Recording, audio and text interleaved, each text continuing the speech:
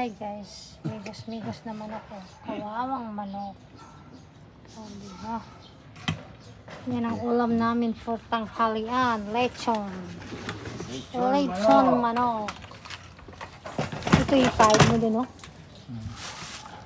Pantakip lang. Mauna pa yung mga langaw nito. Manok namin yan, manok. Guys, kung sino gusto mag-order, just PM me. PM me. Metroget lang. Ayan. Busog na naman kami ngayon. Magmigos-migos na naman. Ayan doon guys.